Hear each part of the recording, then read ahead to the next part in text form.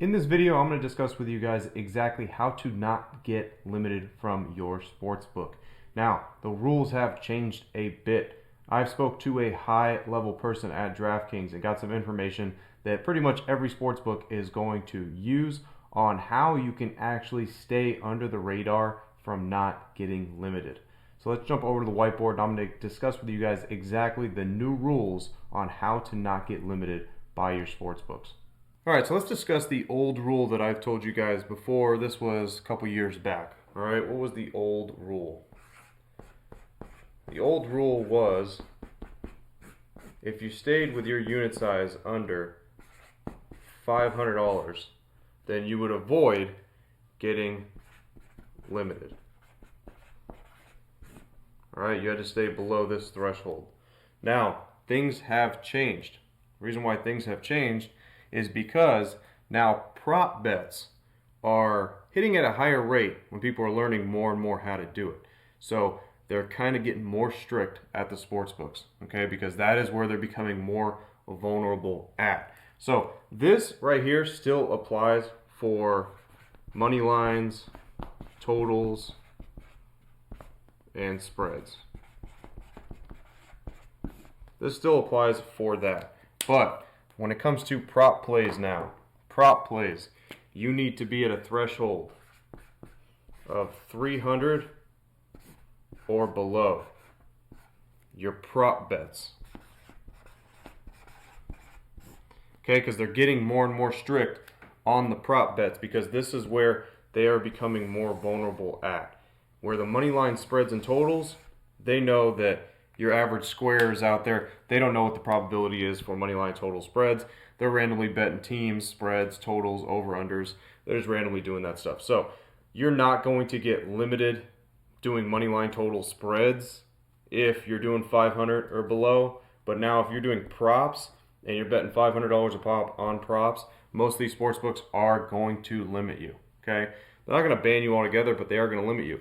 And what that looks like is, because this has happened to me on ESPN Bet. Okay, so ESPN Bet has already put this in on me. And what happened here is now I went from betting right here, which was 500. Wish I would have found this information out before they limited me there. But I was able to bet $500 a pop for prop plays. Now they've got me down to 120. All right, so 120 is what I'm limited at now. And that's pretty much all I could do. So there's not much that I can do really at ESPN Bet on props, but that $120 mark. So it's decreased what I can actually, get out of that one sports book because props are where they are vulnerable at. So they're trying to get more and more really, tight when it comes to that. So as long as you're betting under $300 a pop now, you will fly under the radar for props. But for money lines, you can still stay the same because like I said, most squares, they want to bet the money line totals and spreads because you're not going to find on money line totals and spreads, you're not going to find probabilities, 70% and above. All right? And the sports books know that, their algorithms, their computers know that. So they won't get so strict with this type of play.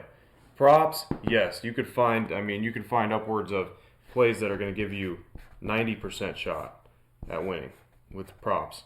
Now they are noticing that. They're noticing that. So what they're doing is they're becoming a little bit more strict on the prop section. So now what is it that we have to do to avoid this, not just, betting below $300? Let's get into that. So now what we have to do is, let's say, for example, your unit size is $1,000 now. Okay?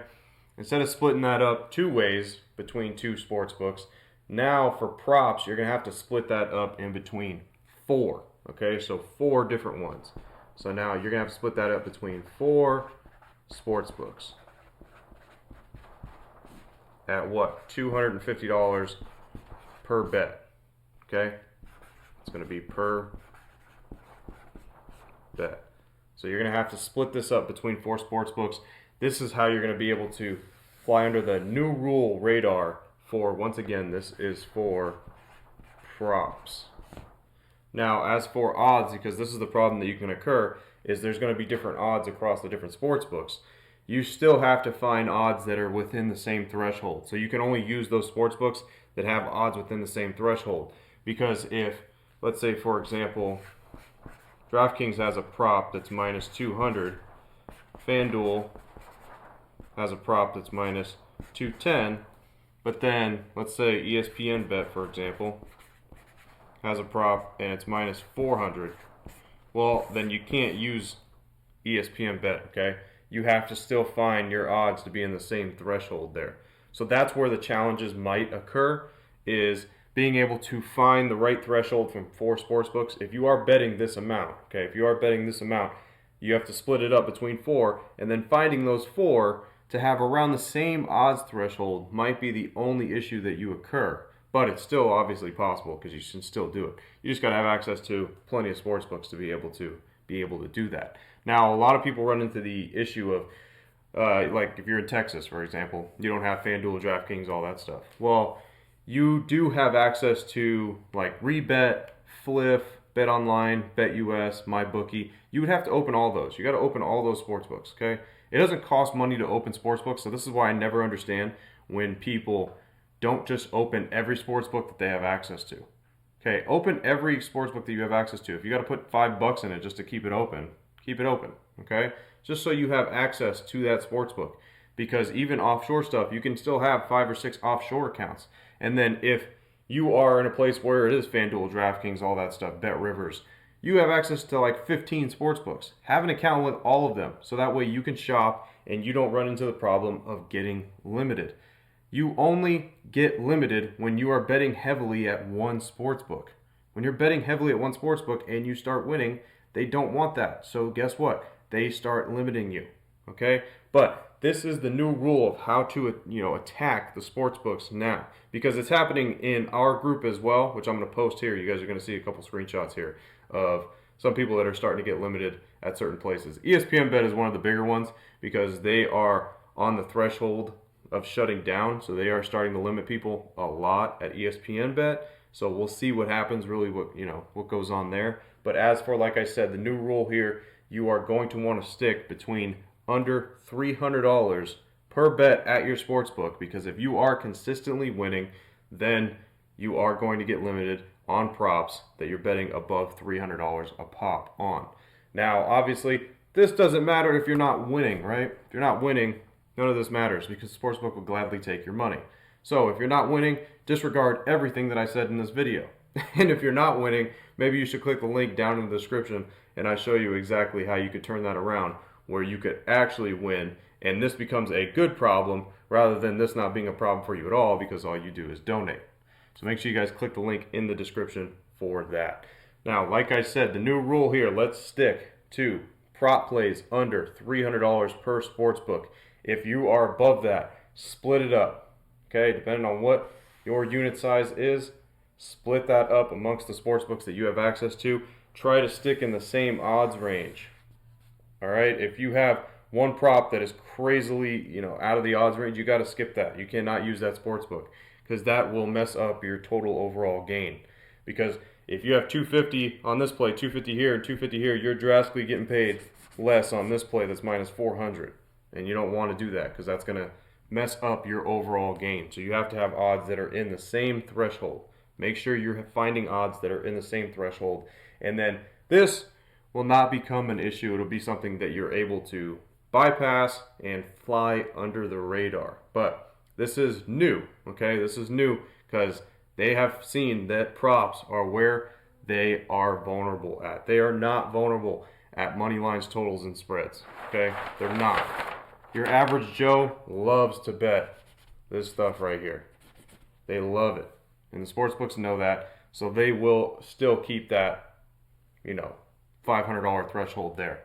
If you're consistently beating them at $500,000 at that one sports book with here, yeah, you might incur a problem, but most people don't. Let's put it straight up. Most people don't, because like I said, you can't find really 70% probabilities or higher on moneyline totals and spreads. As for props, you could find upward of 90% probabilities there. So as long as you guys follow this new rule that I just implemented for you for sportsbooks to stay under that radar, you will be good. And also, one more important thing. the way you bet, the numbers that you use. Make sure you're always using a solid number. Okay? Solid numbers. Don't be betting something that's like $121.33. Don't be betting like that. Don't be putting bets in that are like that.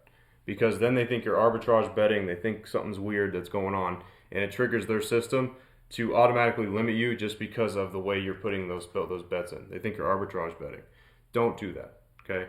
And another thing is, don't bet both sides at the same sports book.